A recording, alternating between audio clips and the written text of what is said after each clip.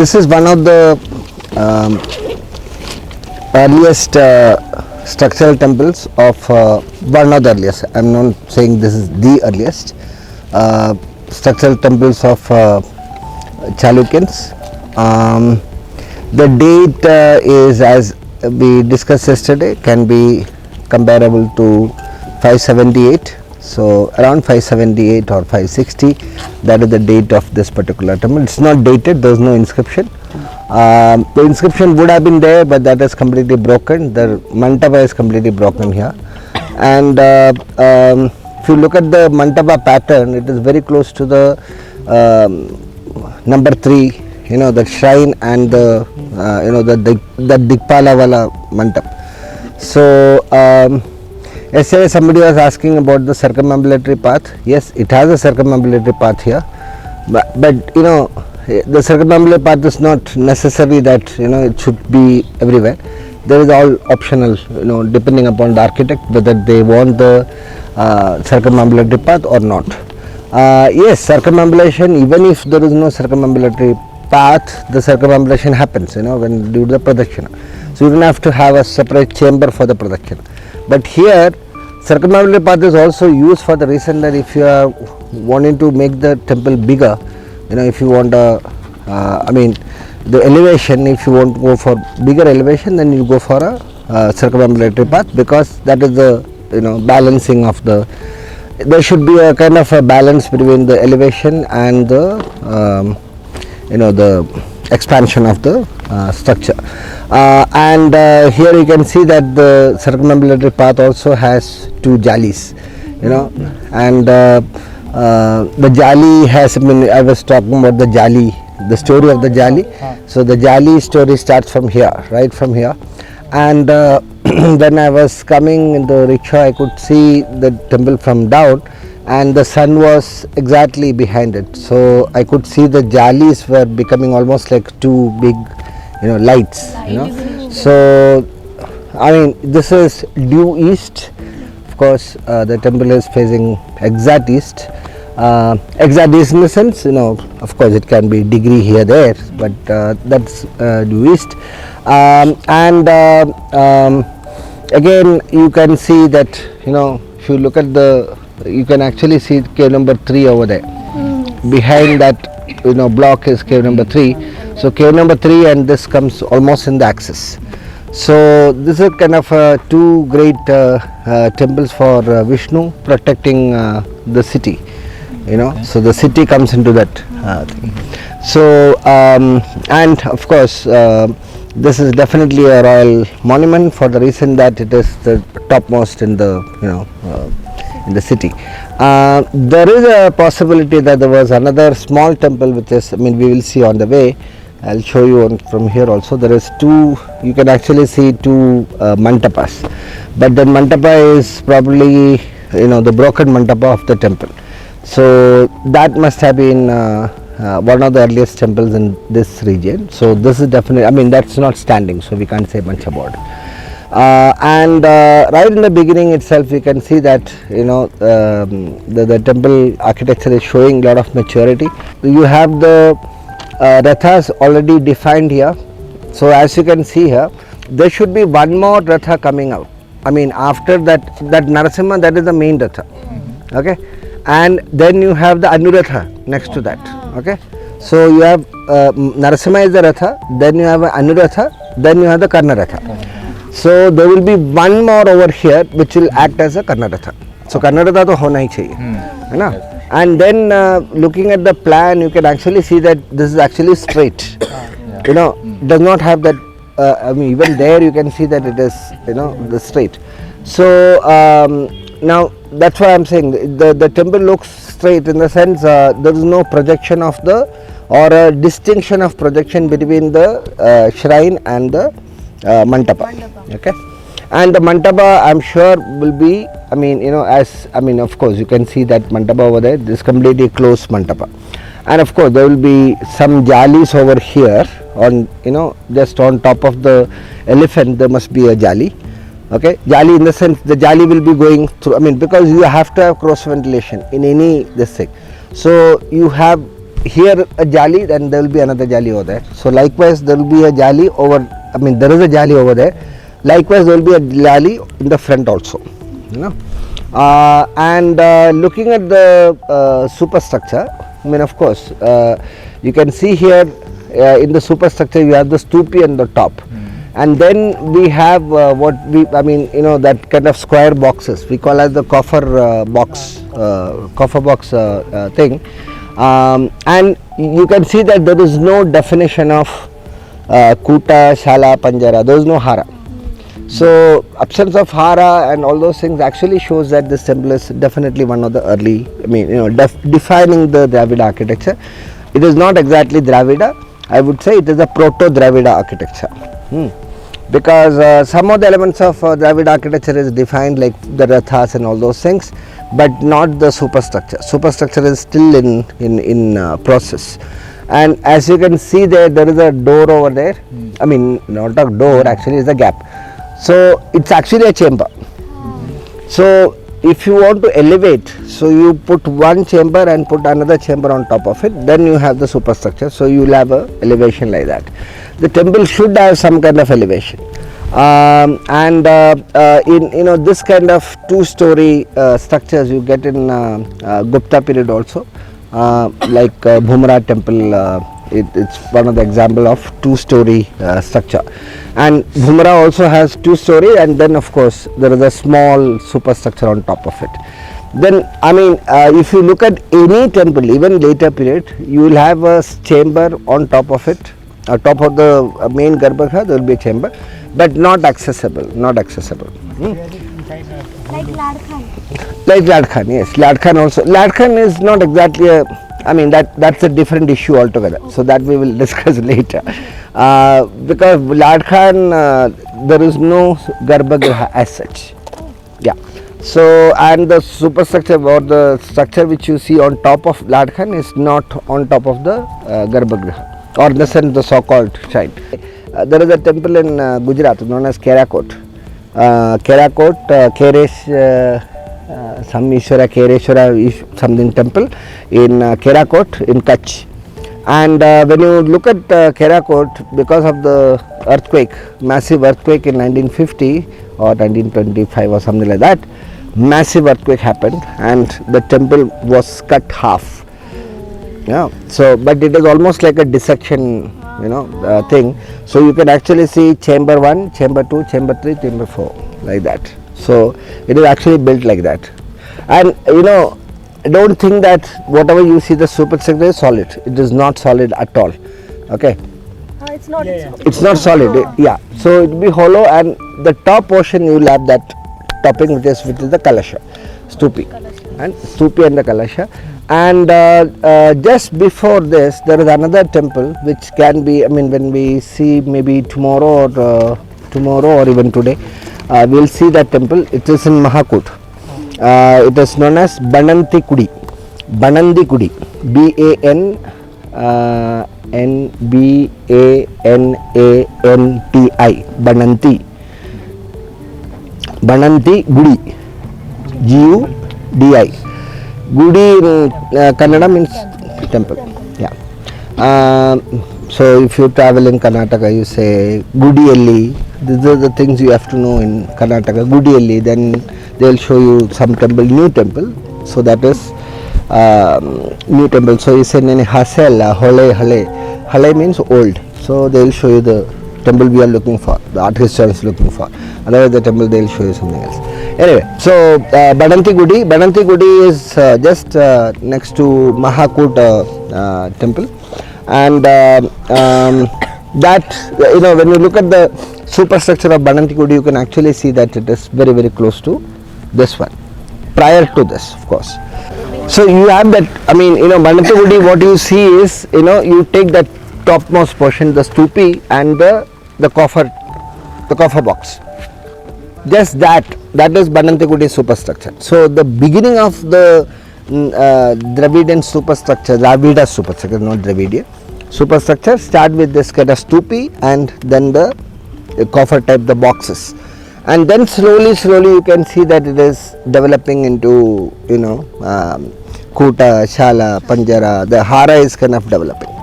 Okay.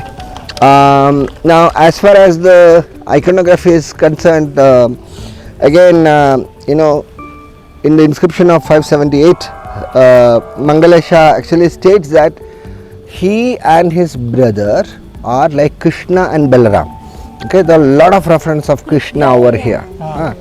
So yeah, well, it can be Kirtivarman, Krishna, whatever, but Narasimha, I mean, these things are like two narrations of Krishna-based narrations. Yes, that's kind of an exception. Usually, you don't exactly get too much of those narrations on the main shrine, main niche. Narasimha comes into, I mean, even later you get Narasimha on one of the sides. In the sense, in a Shiva temple, you will have different iconography, and many times you will have the Antagasura Vada or Bhairava on one side. Likewise, Narasimha actually controls one side in Vishnu temples, usually Vishnu temple. I also have this feeling that maybe it is not a Vishnu temple, it is a Krishna temple. It can also be a Krishna temple because of the the main images. But anyway, we can't say anything. I mean, don't. I mean, you guys comes and tells me, there is a linga inside, and there is the images inside are completely destroyed. There is no proper image standing in any temples. What we are going to see. I mean, all the images are changed. And even if the image, there is something which you should also understand. Even if the temple is old, they do the image change. They change within 200 years or 300 years. They change the image because they feel ki power kam ho rahi hai. So a new image is placed, and then of course they do all the puja and all those things. Punah pratishta ho jata hai. But sometimes the temple doesn't get renovated, but the image. So looking at the image in the center is not a very art historical, right art historical approach. But what we will have to do is that looking at the iconography which is around, so you can make out this is a dedicated to a Shiva temple or a Vishnu temple or a Devi temple or whatever. Okay, so the iconography is, when you study iconography, it is not merely you studied sources of Indian art and all those things last year, and you will be studying that. The question is that iconography is not the end. You don't exactly say, this is Narasimha. Yes, you understood this Narasimha. Then you have to go into the iconology. That is the real art historical approach. Iconology in the sense you go why that particular iconography over there, and what is the intention between for that iconography. There are a lot of iconographies which has intentions, and the patron or the builder is actually trying to tell you something, that this is the theme of the temple. Like for example, simple thing like there are stories like there is a Shiva temple or Veerabhadra temple, so nothing actually happens on the other side because it is Veerabhadra is looking there, so all the things which is the fertility and everything goes down, it becomes destroyed because Veerabhadra is a destroyer, right? And then they put a Hanuman temple next to it, so in the sense opposite, so the drishti mein nahi aayega, Now the thing is that that's the story, of course, but this is how it is kind of placed. Like for example, a very good example, historical example, not the story, is Mahabalipuram. You have a shore temple, and in between the shore temple there is a Vishnu image. So the Shiva image comes in front of Vishnu image, in the sense kind of covering the Vishnu thing. And then there is also a Shiva image on that. So the Vishnu image is kind of sandwiched between these two images. And the Vishnu images earlier, that is of Narasimha Pai. And then that probably that particular Vishnu image was for Abhijara aspect, in the sense it is kind of weight of the enemies coming from east, so it is actually facing the sea. Now the foreign policy changes. The king is very powerful and he says let them come. So we are the attackers, so there is no issue of protection like that. So he puts a Shiva image in front and the back. The change of approach. So the intention of iconography is more important. So intention of iconography is understood through iconology. Yeah, I mean, of course, Erwin Panofsky's iconology book is very good. Of course, you all studied that, so I don't want to go into that. And iconology comes in methodology. So you have methodology, then you have sources. You have to understand how you link it, है ना. ये सब हम ऐसे subject के लिए पढ़ाते नहीं है, तो there are some links here there. ठीक. Anyway, so so the Narasimha iconography, it comes, because you have to have in certain directions you prefer to have some iconography which is much more dynamic. So you have always this different aspects, like Saumya Raudra aspect will be kind of played with iconography itself. So usually in a Shiva temple, western side is considered to be the Raudra aspect, because that is the face of Bhairava, and the so-called the negative aspect or the tamasa aspect of Shiva. And then you have one side which is the Saumya Bhava, Saumya and Raudra Bhava. So you have on one side you have Bhairava, and the other side you have the Parvati, Vamadeva and Bhairava. So it has two aspects. One is the aspect of destruction and creation. So creation and destruction. So this is kind of thing will be played. Of course, here the iconography is not exact. I mean, I am saying that you can go into this aspect. And somebody showed me on the gala, there are certain narrations on that side of the gala, but here completely taken over by the Gana figures. We don't want any narration, so we want to play around. And Ganas are also, when you put the Ganas on the gala, I mean, yesterday, I forgot to mention this, Ganas are almost like cushions, cute cushions. Like, why I am saying this is that when there is a relief from Amravati, where Buddha is leaving the palace. And then they don't want the horse, the hoofs to make sound, so the Gana figures are placed there, the cushion. So when you put a huge image, huge temple, Gana figures are also Bharavakas, they are all, and also nice cushions, so it kind of the temple iconographically, or in the sense symbolically, the temple is on a nice base, so the cushion base. So that's why the Gana figures all here. Of course, then they can be kind of replaced by the narrative panels. And narrative panels also, again, don't wait for the whole narration to happen. You may get whole narration, but not necessary that you get whole narration. Like, for example, there is this there is an image, I'm sure you have seen, somebody is sleeping and an elephant is walking on. वो क्या है? मायावती इस dream की जैसा है। आदमी है वो। Yeah, no, any guess? Ravana? No, close. Kumbhakarna. It is making of Kumbhakarna. So Kumbhakarna was sleeping, and to wake him up, they put elephants on it, and so that is Kumbhakarna. Now, for example, if you have an elephant and one figure, but two elephants are there. Doesn't matter. Kumbhakarna kitna bhi elephant chalega. But if it is a single elephant, yes, it's a single elephant and it's a lady, then it is Mayadevi's dream. Yeah. So, you have two images, and how you exactly place that images, and of course you should be able to recreate. As I said, the art historian's job is, we are more creative than the historian. Of course, historians are also creative. We have to be visually more creative. So you have to kind of imagine what kind of columns must have been there. So we should be having a vision. And वो तो group में आया तो नहीं होगा. When you come alone, sit here alone, and you can actually have the vision.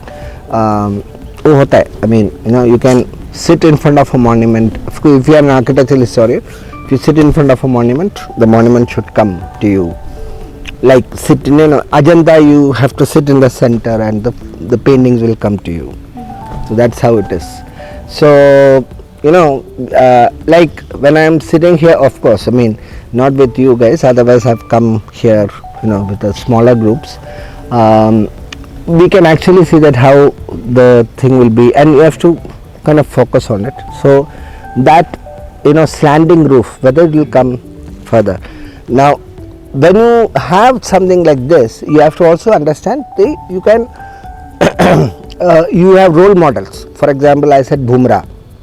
So when you look at this temple, there will be other images will pass through your mind. That is very important. Bhumra I never been to myself, but from the photographs, archives that's why archives is very important. Like for example, if you take this further and close it and put a door there and change this particular superstructure and put a Nagara superstructure, you get Galganatha. But Galganatha is almost 100 years after this. More than 100 years after this. I mean, the sense, Galganatha will be around 710. This is 560. So 140, 150 years. 150 years after that. But important thing is that there is a similar tradition is kind of followed. The sense in Chalukyan period you also get different architecture styles. Like this is one of the predominant architecture style. Then you have the style which is there are some architects names are given, like the name of Sarvasiddhi Acharya, that is there, that is in Pattadakal. Sarvasiddhi Acharya, that is the architect's name. Then another architect name is Gunda Acharya. Then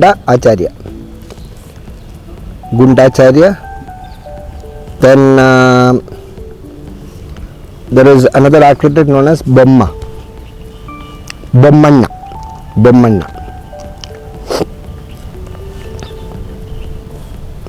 So we tried, I took some notes and research and all those things. That is had to be written.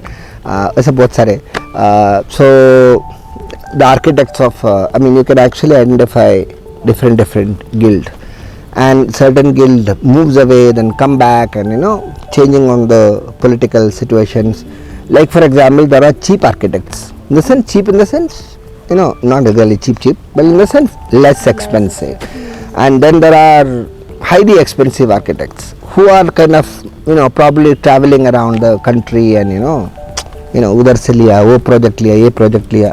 अभी भी है बहुत सारे लोग who traveled all over India, and Chennai में एक project चल रहा है, दिल्ली में एक प्रोजेक्ट चल रहा है, that kind of thing. Like there are some architects who probably was traveling, and they had, you can actually see some of the temples in Pallava region and some of the temples in Chalukyan region having closeness. हो सकता है कि architect kind of travels, and of course certain kings will give importance to architects who will write the name, but not all does it. Only the Chalukyans had the courtesy to identify the architect. And when somebody did a fantastic sculpture, it was so good. I'll tell you the sculpture, I'll show you the sculpture. When you look at that particular period, 750 AD, 740 AD, to make a sculpture like that, it is not done anywhere in the world. That period, of course, I am not talking about the Greek and all those things, ठीक है, वो सब गया, okay. But that particular period, if you look at the whole world, that particular sculpture is one of the best. So, the architect and the patron said, no, we should give the name to that person. So, the name is written below, because the sculpture is so good that you have to mention. वो बताएंगे. Suspense खुद को suspense रखना चाहिए, ठीक है. Yeah, so this is the brief about this monument, and of course I'm not exactly talking about this monument, other things also, that's why the study tour. तो any doubt or whatever, आप लोग ने देख लिया, मैंने तो काफ़ी बार देखा, इसलिए मैं एक राउंड मारूंगा बस, और कुछ.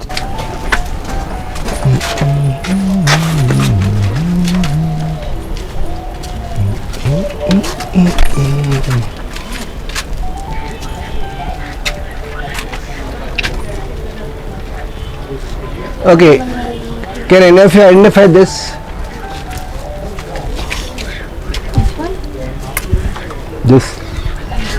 This panel.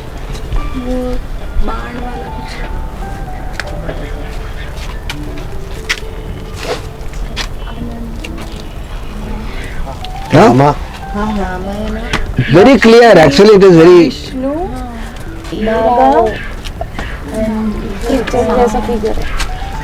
This is Rama, Sita seated. Shurpanaka comes, and she asks, and Lakshmana, and he tells her to go to Lakshmana. Lakshmana is seated here, and Lakshmana,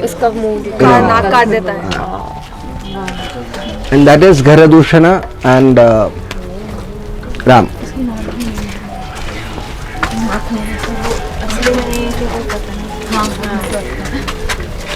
And yes, continue. It's actually a continuous narration.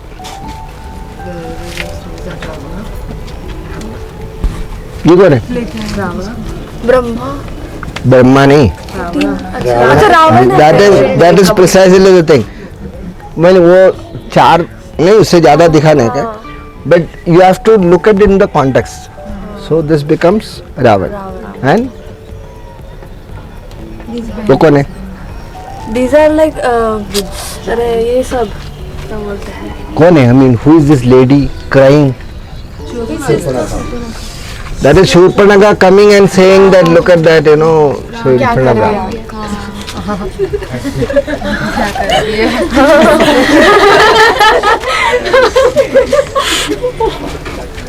ये भी रावण। हाँ वो भी रावण। हाँ वो भी रावण है। वो सब आई डोंट। अरे ये वो है जब सीता उसको। ना वो that's not सीता। इसमें तो उसके हाथ में। ना वो रावण ही है। Some other story. This is Rama, Sita and Lakshmana. Ram Sita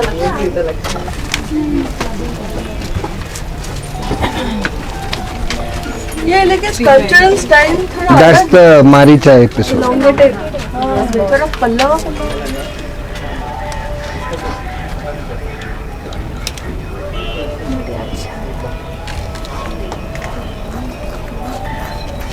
That is the Maricha episode.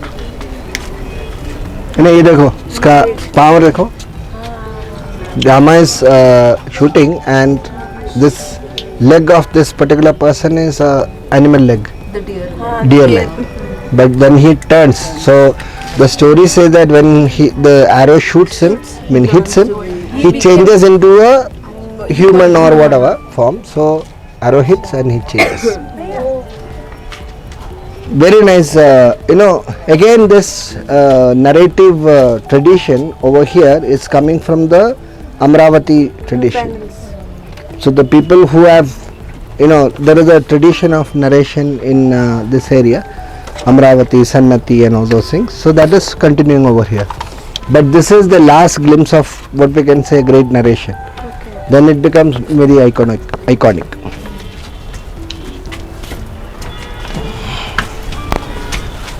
That's the war starts, and that is Kumbhakarna. And then they stop. That's it.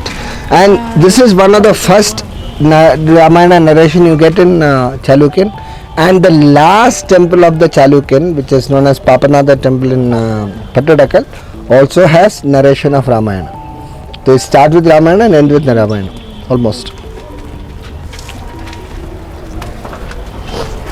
And look at this. Fantastic makaras. Very nice.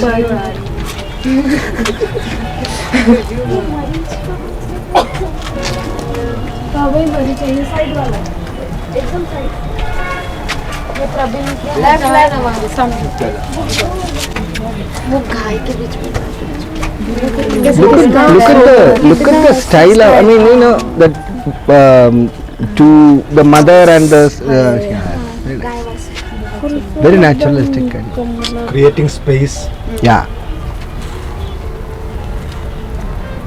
And usually will be always the sculpture will be always shown like this, not the painting में ऐसे दिखाते हैं, but sculpture में always. दिखाई नहीं पाएंगे. And interestingly in that Krishna is shown here with the Kirita Mukuta, not with the peacock wala है नहीं. Interestingly, none of the sculptures shows. Only the Hoysala has one peacock feather peeping out and but usually it is the crown will be shown. ये peacock थोड़ा क्या बोलते हैं वो painting में थोड़ा ज़्यादा हो जाता है. Later, दूध उड़ जल जाते.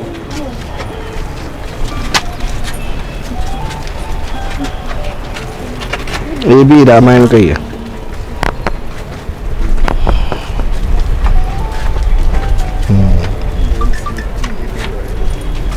Now here you have Krishna Leela.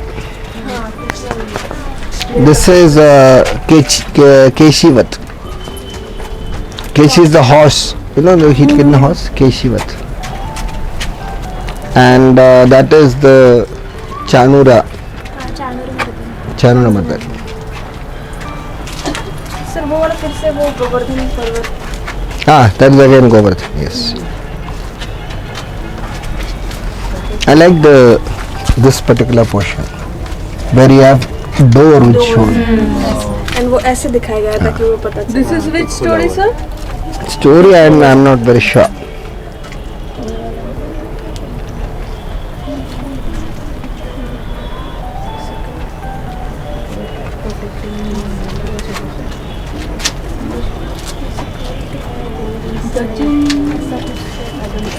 Look at this Alita poster. So Alita is always shown when there is a dynamic element. So instead of Varaha, you can put a Alita poster.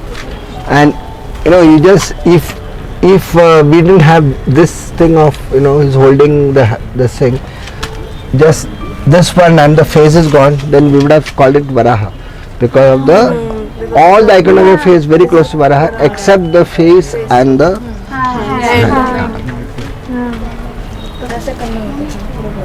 This is probably the goddess Ekanamsha represented. I'm not very sure. This is definitely she's a goddess with the Trishul and all those things.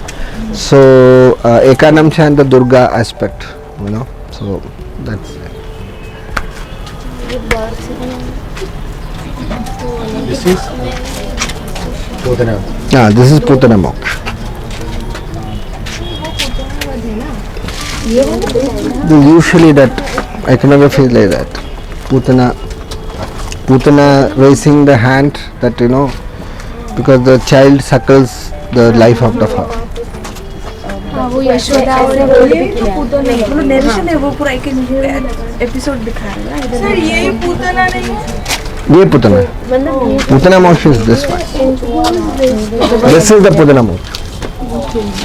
And that goddess, like it can be Ekanamsha or she is also known as Vishnu Maya. and what is she holding? She is holding a Trishul hai. नहीं ये नहीं, that I don't know. maybe that is just a vocal panel मतलब वो butter. Yeah, of course. वो तो butter.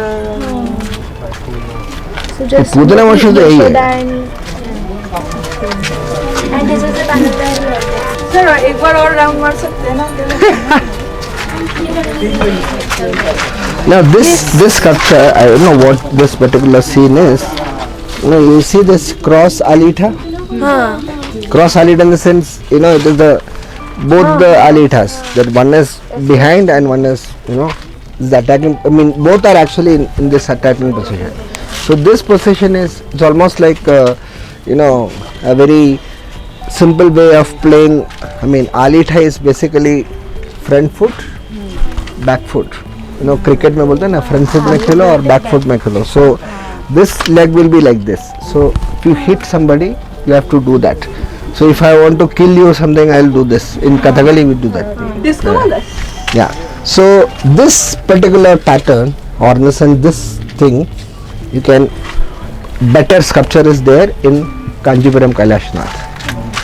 Exactly this position. Both are standing like this. But that is, very nicely done because it is bigger also. But that is basically Shiva fighting with some Vishnu or somebody like that. I mean, I'm not very sure. But this position is very interesting. You don't get this kind of, I mean, see, Chalukyans many times, this kind of panels, very small panels in the galas, like Mahakuta. When you look at those sculptures, the sculptures have the quality of Ellora. So, ये जो sculptor है, हो सकता है इसको नौकरी नहीं मिला तो, this is, we are talking about 578 and 600 he can go there. And by then he developed himself. Yeah, I mean, of course. I mean, some of the sculptors will migrate, of course. Yeah, it's kind of left out. Sir वो sleeping figure No idea.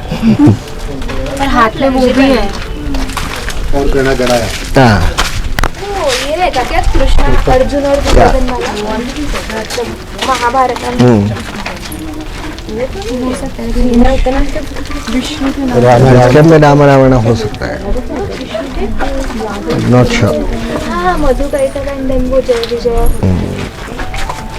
And see, the thing is that, for example, a person who does the narrative panel will ask for more money, and he is not available. So what do? Gana gana gana. वो गणा वाला तो घूमते रहते हैं, they can carve ganas at night also. आंख बंद करके वो लोग कर सकते हैं. That is the quality they have. So they put gana gana gana gana all through. So on that side you have all the narrations, and here all gana figures. That means that is preferred first. But then of course, compulsions of finance, time and all those things must have been there.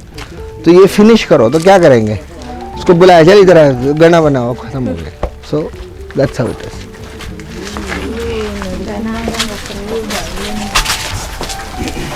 Actually, when you look at the sculptures of Chalukyan, there is a theatricality which comes in, very dramatic enough, which is there also. I mean, not much in the caves, because itna nahi hai. But in structural temples you get this kind of, especially in when it becomes comes to Pattadakal, it becomes more and more dramatic, much more stylized. Here the dramatic quality there, the stylization is not there. It's raw emotions. But in the case of Pattadakal, you get what we can call as the proscenium barrier. Proscenium barrier, in the sense, the proscenium barrier. So, I mean, in the sense, the actor knows and the audience know that we are just acting. In the sense, it becomes more Natya Dharmi rather than Lok Dharmi. Here it is much more Lok Dharmi aspect. There in Pattadakal it becomes Natya Dharmi. Natya Dharmi is using a lot of mudras and all those things, and the actor knows that he is acting and the audience knows that he is acting. So the epic theatre kind of develops there.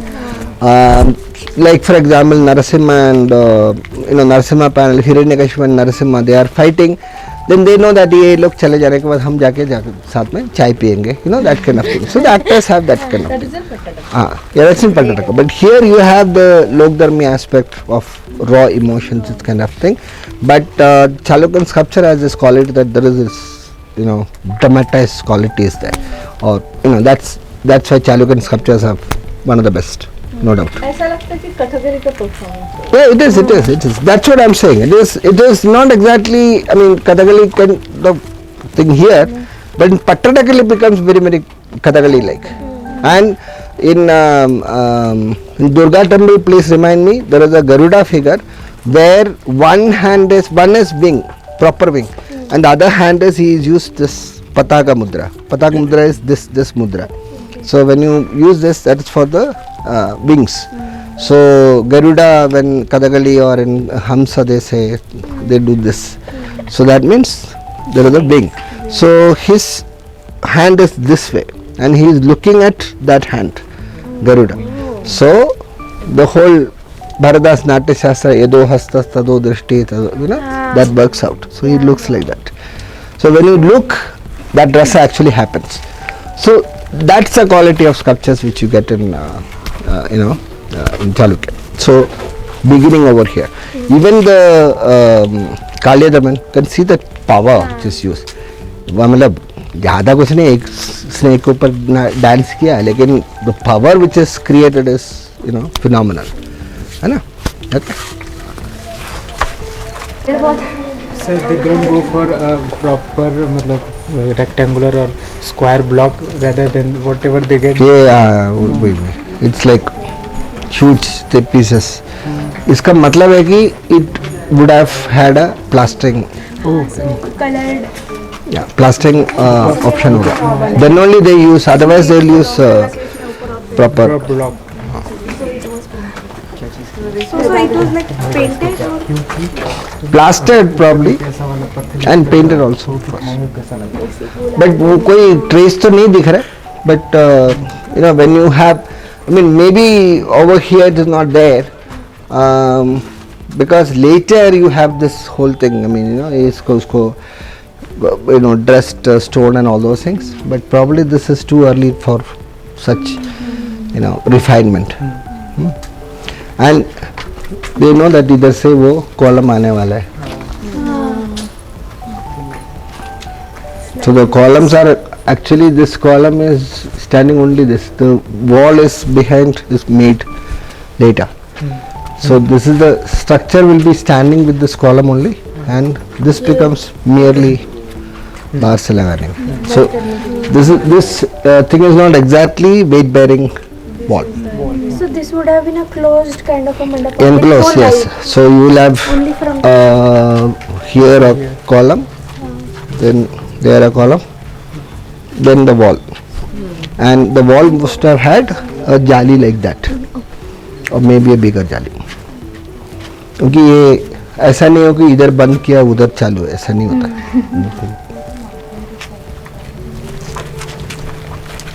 And you can also see approach, I mean attempt to make this doorway also, नहीं कपोद नहीं, this is hara kind of thing. So you have, now that is the, I mean probably an afterthought, because they don't have anything like that. So doorways, you have the, I mean dentils are coming out, and this is like shala kuta, shala kuta, shala. जैसे वो उधर.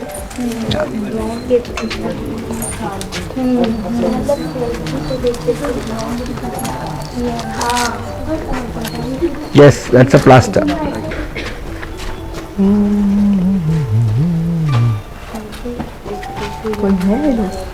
No, this is a circumambulatory path. So the air will come from there. In the sense, air and light.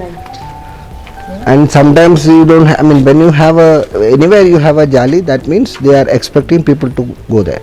And if you have say circumambulatory path without a jali or anything like that, it is considered to be, circumambulatory path is there, but you are not supposed to move around. So when you have a circumambulatory path, those kind of temples will be known as Santhara temples, and the non-circumambulatory path will be known as Niranthara. Santhara and Niranthara. Like Kanjipuram Kailashnath, you have a circumambulatory path. It is so difficult to go through it. You cannot walk. You have to, sometimes you have to kind of crawl and all those things. So that becomes also a ritualistic thing. So I did that once. I mean, ऐसे वो लोग बोला कि इधर से घूमो. You walk and then it becomes smaller, then you have to squeeze in something and come like that and all those things. So it's not exactly a proper circumambulatory thing. Proper circumambulatory path is with a lot of light and you can just move around like standing, in the sense not exactly kneeling and all those things. But in Kanjipuram Kailashnath you have to kneel and crawl at some time and come up and all those things. It's very difficult. So that is not exactly a Sandhara thing, I mean proper Sandhara thing. But though there is a circumambulatory path, that's what I mean. Sir ये शाखा doorway भी है ना? Yeah, this is the shakhas of the door, and you have the this is the kalpalata, so we call it as lata shakha, and the stamba shakha. Qutub Minar में ठीक है, कल्पलता ना? kalpalata. I mean anything which is which kalpalata means the celestial kripa, and anything which on the doorways and toranas we call it as kalpalata. Just to make it slightly exotic. That's it. So that is known as the lata shaka, and lata shaka will have, then next to that there is a column like element that is known as the stamba shaka, and usually you will have padma patra over there, but it is completely unfinished. वो ऐसा semi circular जो है provided उधर द्वारपाल होते होंगे? नहीं, द्वारपाल नहीं. सर ये शाखा कहाँ से चालू होता है? भूल गई हूँ. Usually शाखा doorways which time? Doorways, I mean the shakhas you start getting from Gupta period. ये इधर I mean there could be a structural dwarpala, not exactly carved along with it.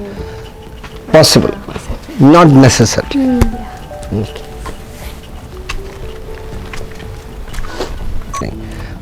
So if you want to ask any question or whatever, can ask me. No question. बहुत अच्छा है, है ना? This temple has like big projections of animals like hathi, हाँ. lions. हाँ. So is there any like to show the power or the royal? Yeah, of course. When you want to show the royalty, usually two animals will come. That is lion and the elephant, and especially lion, because the closeness to the king. I mean the king's kingship and lion and all those things there. The interesting thing is that the insignia of Chalukyans, I mean of course I'll show you the inscription, that is insignia. Insignia is the royal crest जो भी है. That is Varaha, and there will be a sun and Varaha and a chakra. So so Varaha is their insignia, and the Chalukyans also call themselves as Prithvi Vallabha. Prithvi Vallabha. So their inscription will actually Prithvi Vallabha is Varaha is also again as far as kingship is concerned, Varaha is also related with the kingship. Like for example, lot of Varahas you find in Gupta period. Yeah, and there is a fantastic paper by Bardwell Smith in Essays on Gupta Culture, I think. Essays on Gupta Culture, edited by I think Jonah Williams or Bardwell Smith himself. I'm not very sure. It's there in the library or अपने archives में भी है. There is an article by Bardwell Smith on Varaha and the kingship, especially in the context of Guptas. You know. So, but interestingly, you don't see any Varaha representation over here. In the sense, even as an insignia and all those things, Varaha is not exactly used like that. The first insignia, representation of insignia, you see it in Ladkhan temple, Aihole. ये मैं इसलिए बोल रहा हूँ कि अगर मैं भूल गया तो you can remind me when we go to Ladkhan. So Ladkhan temple, Aihole, it is there in Mantapa. In the sense, in Mantapa of Ladkhan temple, it is there. That is to re-establish the power of the Chalukyans. So that's why the insignia very specifically used over there. Otherwise, insignia is never used. In the sense, I have not seen anywhere in Chalukyan temples the insignia used. Probably they were still in power, so they didn't have to. Yeah, that's what. Yeah, but Vikramaditya had to reinstate that power. That's why he is using it. So that's why I read it like that. Varaha, I mean in the sense, that's what I'm saying. You can actually have Narasimha on this side and Varaha on the other side. That's why I'm saying that it is not a Vishnu temple, it's a Krishna temple. I mean, you know, and Krishna's main this thing, two things are, of course, you don't exactly show I mean वो कंसवर्थ बहुत कम दिखाता है. ये काले दमन is the most popular, and then of course Kale Daman is the dynamic aspect or the destructive aspect of Krishna, and Govardhan is the protection aspect, Saumya aspect, let's say. Yeah. So, but again, you know, in Chalukyan period itself it changes. Like some of them are Vaishnavite, some of the kings are, you know, Shaivite. Some not following, but you know, how do we exactly find out the popularity of the religion in a particular period? So you have a chronology of the temples. So once you made the chronology, you say, "Acha, these temples are made by these kings," and then you realize that some of the kings, the patronage of Shaivism is increasing, patronage of, or the Shaiva temples are more, Vishnu temples are less, and then Jain temples are more. So doesn't mean that they were giants, ऐसा नहीं है. They were supporting it, and it also depending upon the popularity of the religion and the power groups of that Shaivite and Vaishnavite. No, power group in the sense merchants, and you know and see, the thing is that it is not directly sponsored by the king. The king sponsored the space, and then he'll say, he'll just make a statement in the court कि I am planning to make a temple. Then one guy will say, I'll make the superstructure, and another guy will say, like for example, Rajaraja Chola built the whole temple. Not even one farthing must have given by him. He says that, okay, I am making a temple for Shiva, greatest temple. So one guy says, I'll make this one, sponsorship, sponsor, everybody is sponsored. And even the dancing girls of Tanjavur says that, no, we will make the Pitha. And all their names are written. And Rajaraja had to only say, I'm planning to make a temple. Rest is taken care of, you know. Like for example, the king says, we have planned to make a stupa. Then one group will say, we will make the Torana. Okay, done. Torana is done. This Torana is done. This is all, group sponsorship. And of course, Rajaraja had the courtesy to write, कि ये इसने दिया. Kuch kings they don't exactly do that. So yeah, of course it's all the power groups. And also, when you think one king is emperor, the most popular, we look for the temple of those people. Like for example, once me, Deepak, we had a research group who were working on this area. So once our job was to find out the temple which is made by Pulikeshi II. He is the biggest emperor of unfortunately there was no temple which is made by him. Not even one temple. Of course one temple is there where he is mentioned as he is the great ruler and blah blah blah blah. That is a Jain temple which is sponsored by his minister, not by him. So there is no temple which can be, like for example, you tell me the temple built by Harshavardhana. None. So it doesn't mean that if the ruler is very great and all those things, he will make a temple. Or in the sense, usually they do, but I don't know what happened to these guys. हो सकता है कि we don't know the temple which they made by them. मतलब बाकी सबने हमने सबको सब बांट के दिया कि ये इसको दिया उसको दिया. So we don't know, we have not temple left out, it has to be a good temple. ऐसा नहीं है कि कोई छोटो मोटो ऐसा देखा गया है इसका है नहीं, वो नहीं हो सकता है ना. Like for example, we know Rajaraja has made this, Rajendra has made this, Cholas have this, every Chola. Like for example, in Chola period probably it was like making pyramids, you come to the power, you start making a temple, that kind of thing. That thing is not exactly happening over here. Especially in Chalukyan phase, there are issues. I'm sure there must be some temple made by him, but doesn't look like. Is that wooden architecture इससे simultaneously चालू था, ऐसा कुछ है? Yes, actually most of the architectural elements actually comes from the wooden. So wooden prototypes, like for example, you see the temples over here. This was the capital of Chalukyans, and they were living here. It is a fort. Okay, The fortification what you see is all later fort, that is the late Vijayanagara period. Okay, looking at that thing you can actually make out the Vijayanagara thing. So they were living in this fort, but there is no reference, or in the sense there is no archaeological evidence of it. That is because of the thing that it is probably a wooden thing. So but the temples are made with stone, because there is an element of what we can say, it has to durability. And I don't think they, I mean, you know, when you look at the palaces, one of the palace which we have now in the sense archaeological evidence is the Shatavahana palace,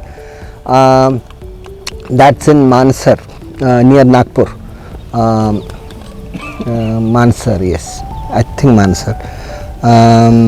Yeah, so there is a, I mean, Shatavahana palace, they call it Shatavahana palace, and it is just bricks, that's it. You don't see anything, I mean, just bricks. And there is a plinth also, nice plinth, that is considered to the Shatavahana palace, and which is also the Vakataka palace. So Vakataka also lived in the same thing, or what, I don't know. I mean, there are, again, brick layer, that's it. But even for example, the Hoysala palace is considered to be in Halibut, but you don't exactly have any evidence of it. So either the palaces are, I mean, you know, if you follow the Chanakya Niti, Chanakya actually says that you don't live in the palace which is of a conquered king, because there are a lot of dangers and all those things. So he prefers, or he suggests that it should be destroyed completely. I think the Indian kings followed it word by word. So they will destroy the palace of the last king and then they make a new one. So destroy in the sense, not even destroying like ऐसा नहीं है, पूरे के पूरा उसका raise it down to the earth, and even the earth will be removed, and you know पूजा शूजा करेंगे, नया earth डालेंगे, you know हम archaeologists को गाली देके सब खत्म कर देते. So that's probably the thing. So you don't exactly have a palace which can, medieval period के पहले कोई palace मिलता नहीं है. Yeah, one of the few examples of palaces is अपना Hampi. Again, those palaces are raised to the, I mean, there is no palace, standing palaces, no नहीं है. Palace तो नहीं है, but the other buildings are there, but not the palace. So that's probably the reason. So they must have been living somewhere on that side. I mean, I have a feeling that on that side. And if you take a road from here, you cross this hill, you go to Mahakuta. Mahakuta is on that side. It's 12 kilometers, but if you walk, it is 8 kilometers or something. Nobody is going to walk, don't worry. So you can actually, you know, when you go to Mahakuta, you can actually feel that, you know, you come out and then you take a circle around this Mahakuta. And from Mahakuta to Badami, there was a pathway. We know that there was a pathway because the Mahakuta inscription of Mangalesha says that I am going to put all the, you know, riches we got from the looting of the Kalachuris. I am going to place it on the pathway from, you know, he says he can actually make the pathway with gold and, you know, rubies and all those. Itna paisa mil gaya aisa bol raha hai, pata nahi. So anyway, so from Mahakuta to you know, Badami. So that is somewhere here, this pathway. Okay. Any question? Any more question? Maybe it has Mukha Chatushki here. Yes, it had a Mukha Chatushki. Yes. Yeah, the Mukha Chatushki and this use of elephants and अच्छा हमने पूरा इसमें से शुरू किया था. Elephant and those things won't continue much. Later you don't exactly get this kind of thing. I mean the prominence of elephants. Probably then it boils down to the Tharas. Yeah, so Gajadhara, or even before that you have the mixture of Vyalas and the elephant, like what you get in Ellora. Yeah. So you have the mixture, I mean the Gana figures are you know, shooed away, and then the elephants and the Vyalas or the lions take over. I mean that's what you get in I think Pattadakal. So instead of just major elephants, we have the elephant thing. Okay. and that temple which I said it is, you know, below this has this kind of lions and elephants. So this is a kind of early style which is used. Okay. Okay. Sir, just briefly 2 lines about this one. 2 line is this is Upper Shivalaya, which is not a Shivalaya, which is probably dedicated to Krishna. I'm not very sure, but looking at the iconography, it looks like it is a Krishna temple. Then yeah, this is one of the Proto-Dravida architecture. You know, we will discuss about this Proto-Dravida architecture when we go to Mahakuta.